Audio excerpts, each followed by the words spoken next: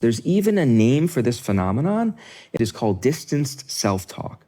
And it is useful because we human beings are much, much better at giving advice to other people than we are taking our own advice. So if you've ever felt like a giant hypocrite, once again, welcome to the human condition. There's even a name for this phenomenon.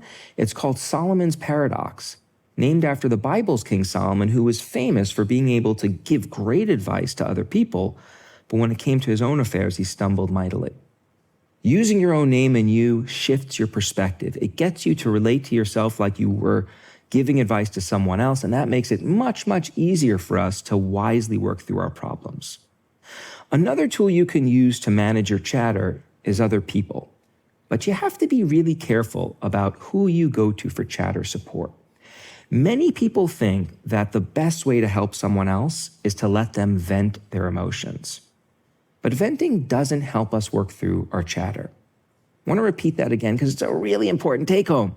Venting doesn't help us work through our chatter. Venting is really useful for strengthening the friendship and relational bonds between people. It is good to know that someone's there, they're willing to take the time to listen and empathize with you.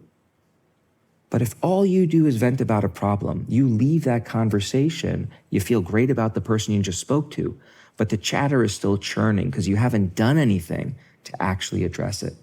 The best kinds of conversations with other people do two things. One, the person you're talking to does let you express your emotions.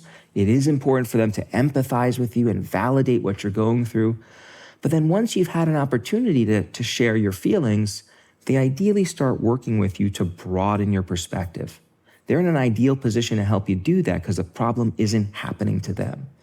So think really carefully about who your chatter advisors are. They should be people who both listen and advise.